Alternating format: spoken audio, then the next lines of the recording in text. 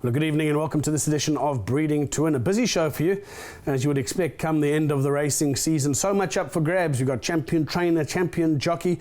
You've also got the champion sire categories, both for 3-year-olds, 2-year-olds, and even freshman sire. All of them appear to be going down to the wire. Obviously a busy time of the year. First foals are going to be coming out pretty soon as well, and we're looking forward to some of the new stallions and the progeny that fall on the ground, and could be very interesting times indeed. But let's take a look first on the show. Andrew Bond took time to go out to Bush Hill Stud, Corin and Warwick Render's farm, where New Predator is about to stand, and I'm sure Lawrence Verners and his team very excited about his prospects going to stud, a multiple Group 2 winner. And Andrew Bond catches up and tells us more.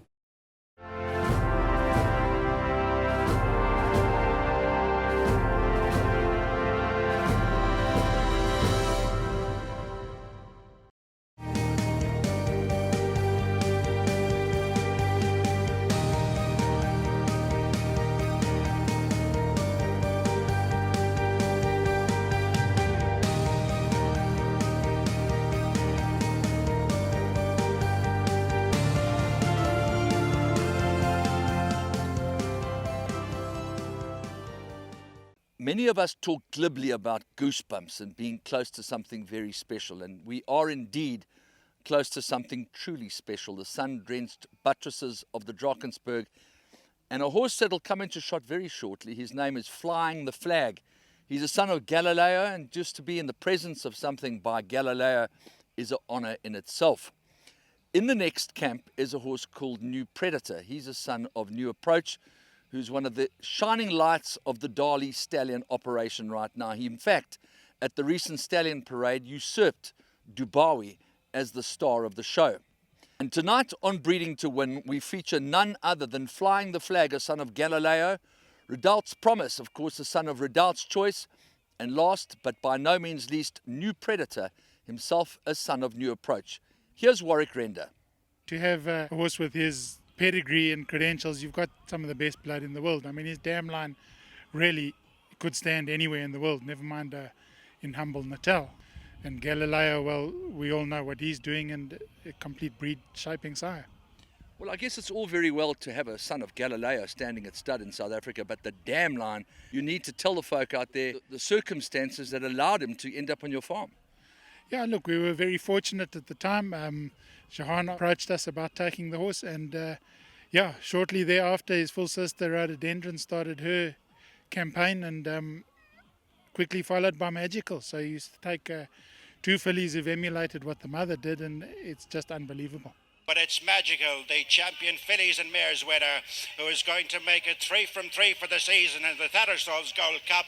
Magical, oh, she's all of that. Second is Flag of Honor. New Predator, a horse by New Approach that headed up the Darley Stallion Parade ahead of one of the greatest stallions in the world in Dubawi. That in itself is a huge statement. He is campaigning as the heir apparent to Galileo. So you say, well, if they're backing him as his potential follow-on, we're only too happy to have a son of his.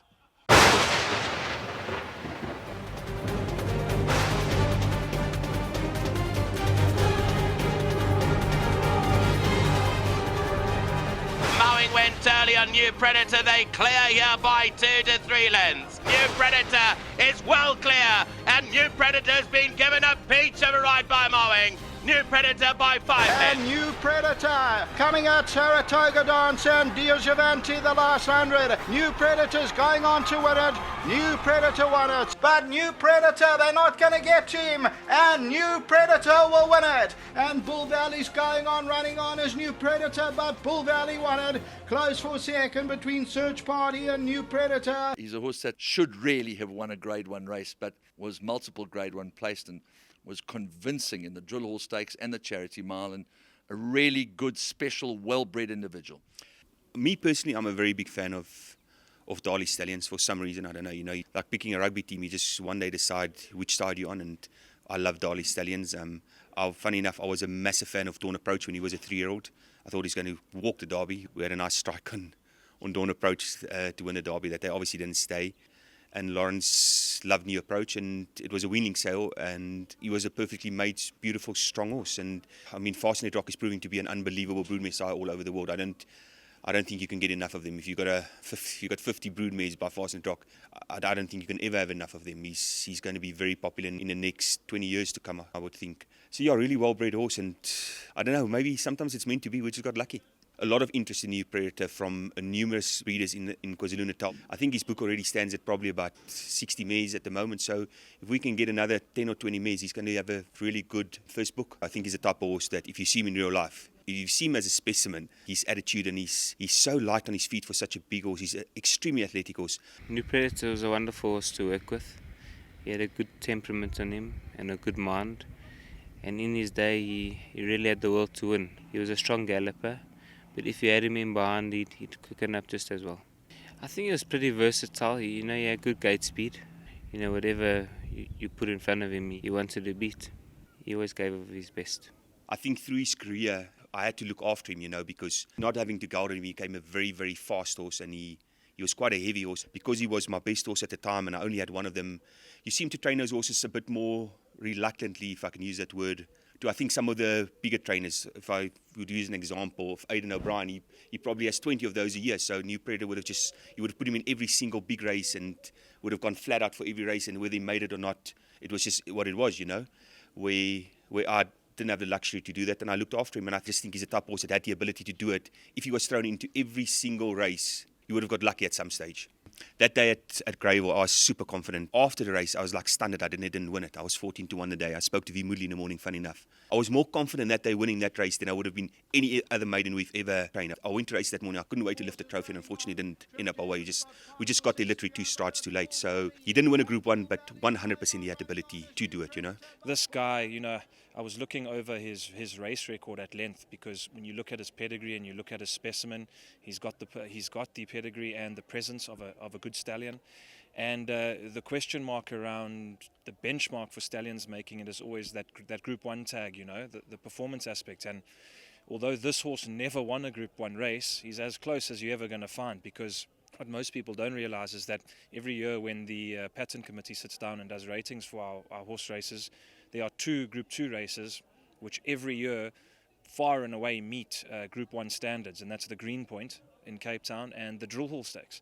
And you can imagine why. You think about the Drill Hall, the Gold Challenge runners all run in the Drill Hall. They're running for Group 1 3 weeks later. Statistically and numbers-wise, those are both Group 1 races every single year, but because of their place in the program, you can't have Group 1 after Group 1 after Group 1, so they fall as Group 2s.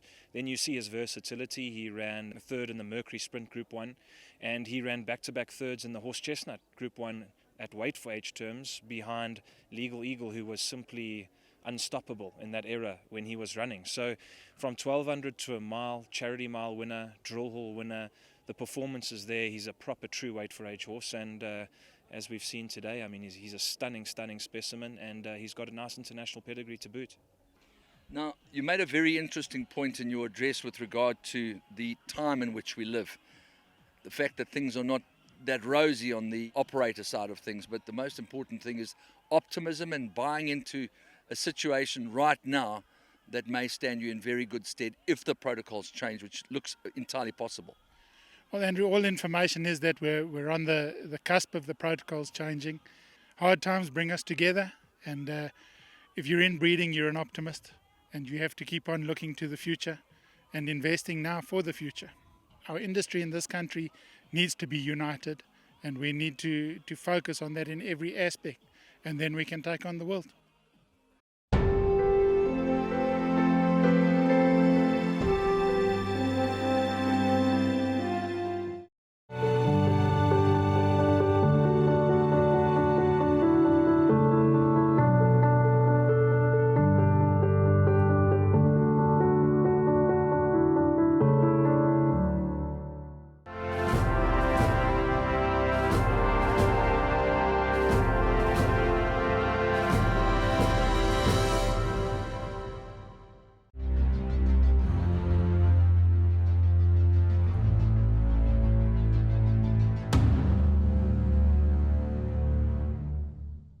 When you think of powerhouse stallions, you think of Uncle Mo, you think of Tappet, and you also think of Galileo and Dubawi.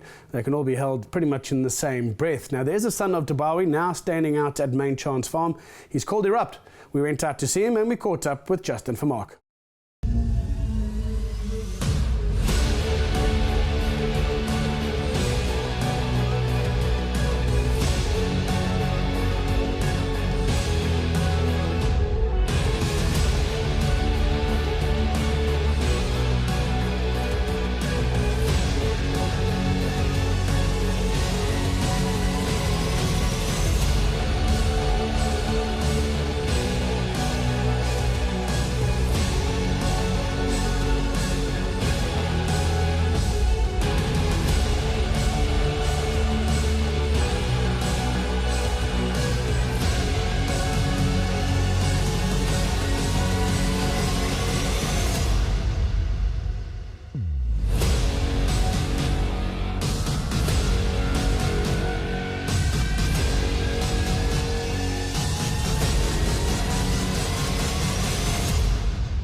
Erupt is standing at Main Chance Farms, and the Breeding to Win team were lucky enough to get some new shots of him this morning. He really is looking fantastic. And with me is Justin Veermark to give us an update. Justin, I must say, he really does look well today.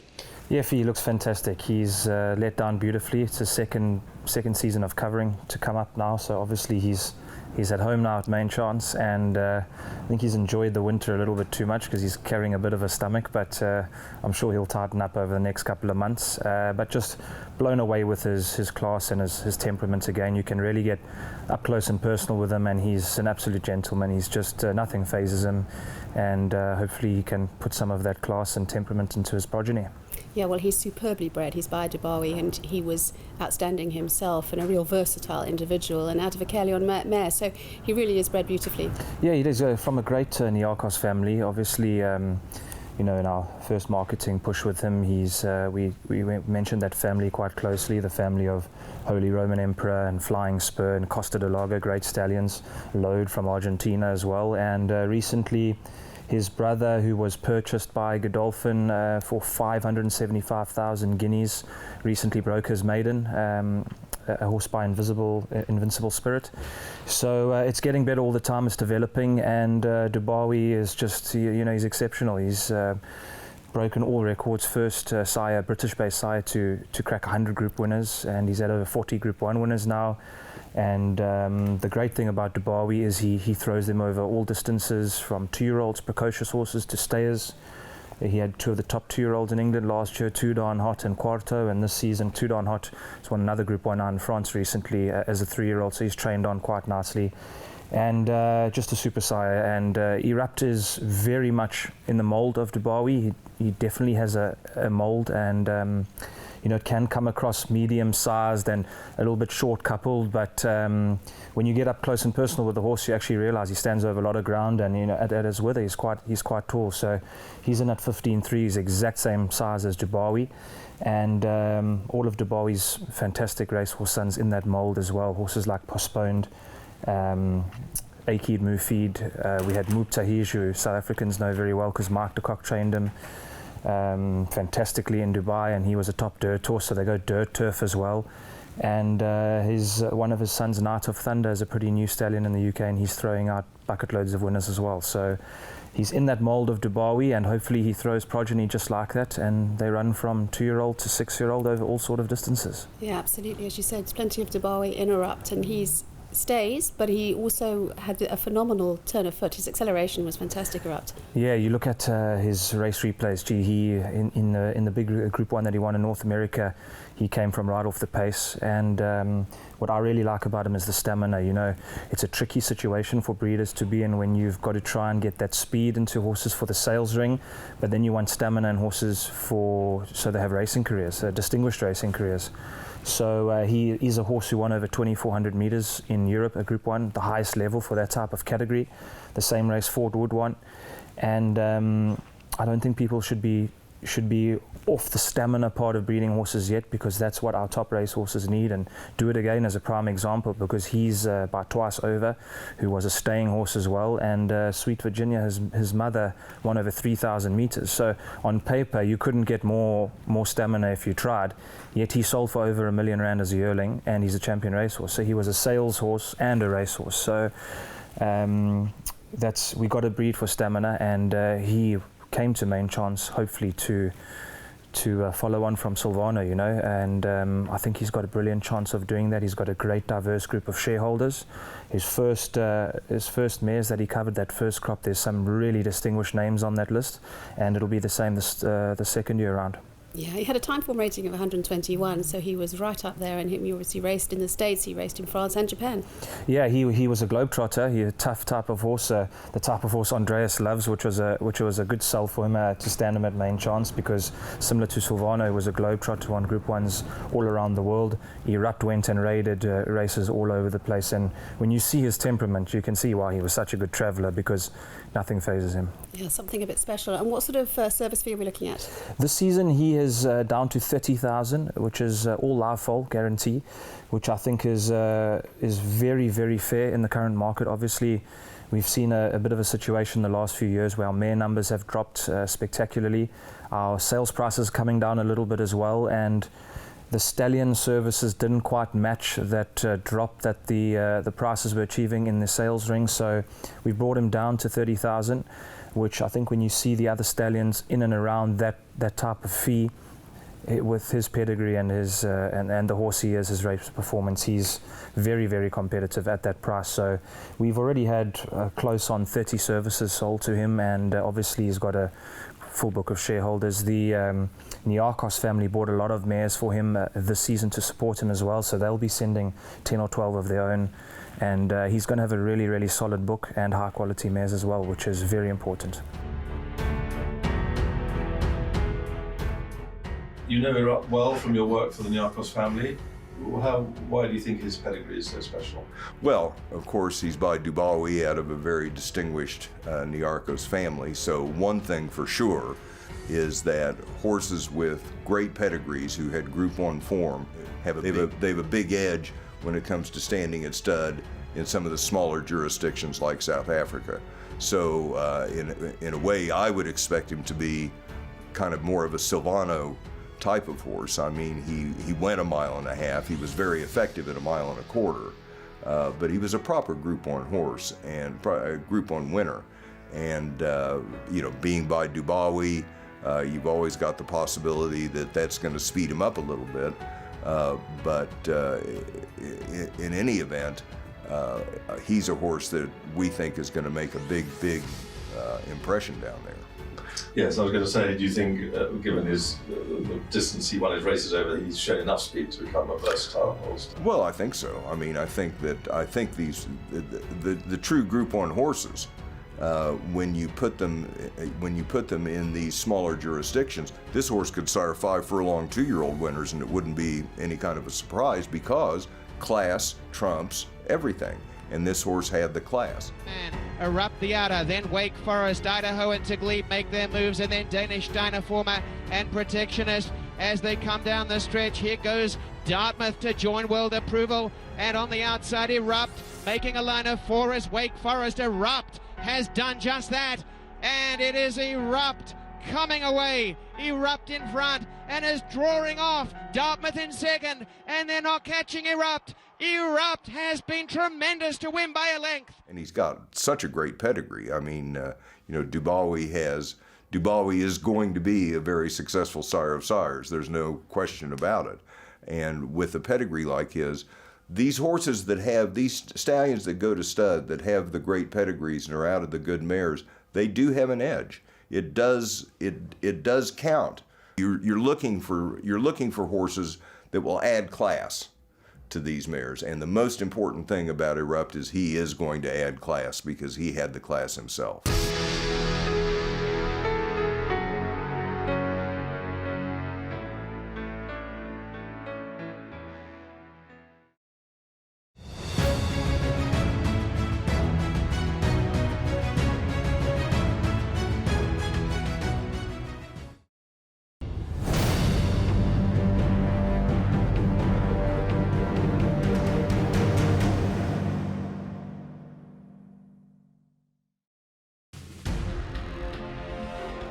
And here comes Fire Away in the Danger's Hour. David Allen looks after a couple of stallions here in South Africa, and one of which is Elusive Fort. Now, he's obviously got the track record, he's got the group success behind him, and David Allen tells us more. The standout information about Elusive Fort is that we await the imminent impact of the first of his several full books of mares, almost doubling his annual foal production as they hit the tracks from now onwards. His reputation for sound stock, for versatility of winning distances, and for performers at the highest level is founded on his first 4 crops, starting at a modest fee and working his way up the ladders. He sired Grade 1 winners and performers in each of those first 4 crops. Surely the already good stats will multiply, promoting a sire already in the top 10 for 3-year-olds, which includes sires no longer producing, to great heights. Although triple Grade 1 winner Elusive Fort is saddled with the title of Equus Champion Slayer, which in these modern times is anti-commercial, nothing could be more misleading. Lauderdale explodes through. Lauderdale, Chestnuts and Pearls, Melliflora. Lauderdale pulled it off. Nearly 80% of his stakes winners won between 1,200 and 1,600 metres, while over 70% of all his winners scored at 1,000 to 1,600 metres. Hardly surprising when sired by a winner of the Grade 1 Horse Chestnut Stakes at 1,600 metres and the Grade 2 Hawaii Stakes 1,400. Elusive Fort's in front. The younger horses are coming at him now. Pierret's and Emperor Napoleon. But here's Elusive Fort just in front, and his message is have respect. Elusive Fort's won it. When winning it further, Elusive Fort was demonstrating versatility that shines through today, a merit that is hardly surprising for a grandson of Sadler's Wells. Whether his progeny are ready-made 2-year-olds or not, and a surprising number have turned out to be, Elusive Fort is in the same Sadler's grandson's generation as Kitten's Joy, Camelot, Glen Eagles, Frankel and New Approach, to name but a few. The sire in between him and Sadler's is not El Prado, Galileo or Mongeur, but the fabulously bred Fort Wood. He adds the genes of one of the greatest broodmares in modern history, Fall Aspen, to the Southern Hemisphere impact of the E family on Elusive Fort's dam side. Quite something for a South Africa-bred triple Grade 1 winning standard bearer, especially one for whom you don't have to pay until 2022. More on that in a minute or two. The only son of Fort Wood standing, gives evidence of his speedy sprinter milers, flagged when he was first publicised as a Derby winner who won a Grade 1 mile afterwards. In the 1,200 metres Grade 3 Poinsettia Stakes recently with a 1-2 finish, while Safe Harbour brought home the bacon in a Lanzerac ready-to-run stakes, and of course Siren's Call's near Triple Tiara included a Gauteng Guineas. Fort Ember, winner of the Gold Bracelet and second in the Summer Cup, needs no introduction, yet the myth that the fillies are always better than the colts is exploded by his colts and fillies winners to runners ratio being more or less identical. The Sporting Post lists a number of Elusive Fort colts rated in the 90s and 100s, and the signs of more trainers' horses and graded stakes performers on the conveyor belt are confirmed by action in June-July alone as the bigger crops begin to show through. In these quite difficult times, stallion managers can at least try to make some sort of contribution. Ours, with the support of our syndicate principal and shareholders, is to offer a pay-when-you-sell alternative in a grid of Elusive Fort stallion fees that takes the cash flow pressure off. Standing at Clipperif Stud in Robertson, Elusive Fort, with his excellent temperament and fertility, is available either for 20,000 Rand plus VAT live full with a scale of fees down to 13,000 for multiples, or for 25,000 plus VAT pay when you sell, for example at the 2022 yearling sales, with a scale down to 16,250.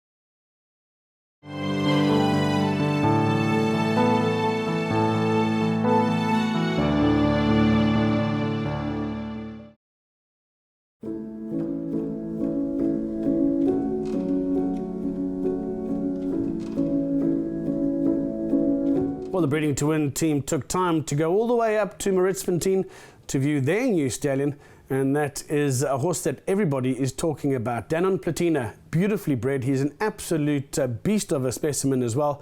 He's got the pedigree to match, and it was great to go out and see him in the flesh with the Breeding to Win team. Let's find out more about this latest stallion craze.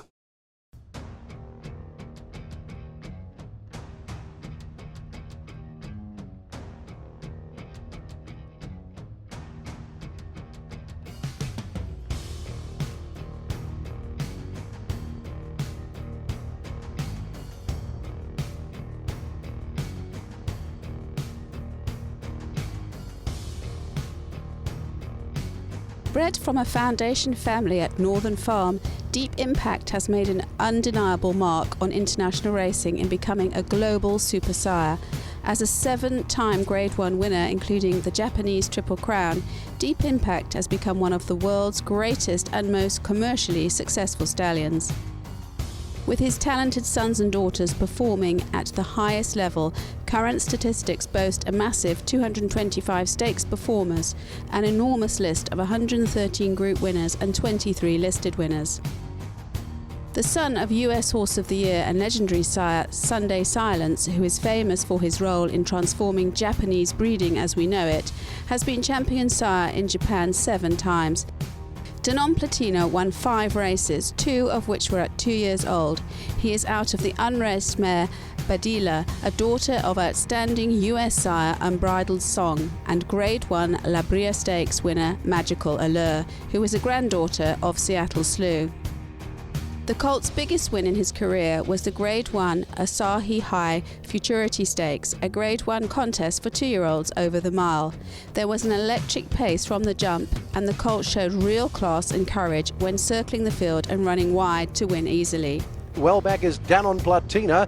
Neo Lumiere is last, and Ash Gold is the second last, and Ash Gold is the last. Past the 800 metre mark, and Active Minoru starts to slow them up. Leads out from second table. Meisho Masakaze is there with Paisha of Law. In behind them, not too far away, Just Doing, and kicking up along the fence is Tagano Azagal. Tagano Espresso is there as well in behind runners, and peeling out is Bright Emblem. They've got 400 metres to run. Still in front at the moment is Active Minoru from second table, and Tagano Azagal. In between comes Clarity Sky. Clarity Sky jumping out of the ground. Also Danon Platini running on. 2 of the fancies runners. Danon Platini goes up to Clarity Sky. Danon Platini fights the front, finds the front. Minoru Active fights along the inside, but it's Danon Platini. Danon Platini finds the front, starts to stretch away. Late on the scene is Amawaioli. Danon Platini wins. From a top female line, his dam, Badila, is by Unbridled Song, a champion sire of 116 stakes winners, including champions Arrogate and Will Take Charge. Unbridled Song is also a striking grey and is significantly successful as broodmare sire in North America, finishing 3rd on the Broodmare Sire Log in 2017. Danon Platina sire Deep Impact has produced champions and Group 1 winners worldwide. They include the likes of Saxon Warrior, now standing at Coolmore, Study of Man, Ashin Hikari, Real Impact, now at stud at Arrowfield. He has produced champion fillies and mares too, including, amongst others, Beauty Parlour, Mickey Isle, Mickey Queen, Shannon Pandora, Vivlos, and many others. To have a champion 2-year-old of Japan by the almighty Deep Impact at stud in South Africa is an extremely exciting prospect. Danon Platina stands at Mertzfontein for a fee of $45,000 with a live foal. Danon Platina is the property of a syndicate.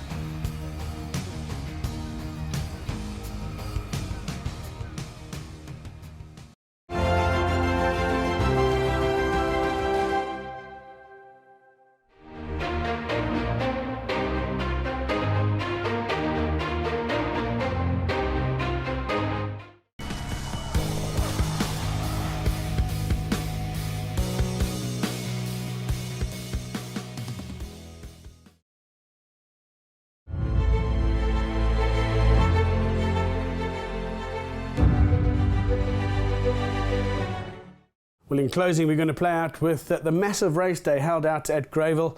At the end of the season, basically all the big prize money could determine who's going to be finishing on top of the respective ladders. But Greyville race meeting at its best, the Eland Gold Cup and a whole host of Group 1 events as well. We'll play out with those Group 1 races, and we look forward to joining you next Sunday on Breeding to Win.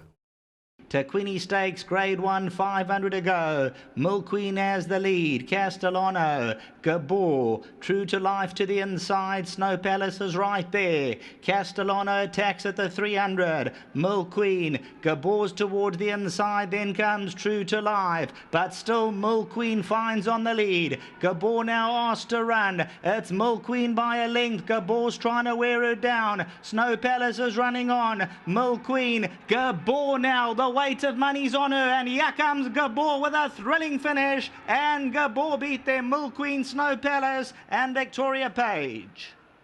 Homeward bound with just on 450 to go. Fool's Gold has the call. Rock the Globe. On the outside, Eden Rocks hooked around them. Wave tries to get going. Liberty Hall's looking for a way through. Got the green light. Eden Rocks been asked to run. Rock the Globe, the one to get to. Got the green light exploding through. Look at the right-hand side. Got the green lighters burning through. And got the green light, and Anton Marker's bullseye. Every stride tells a story. Liberty Hall second, Rock the Globe. Then came Caden's Pride.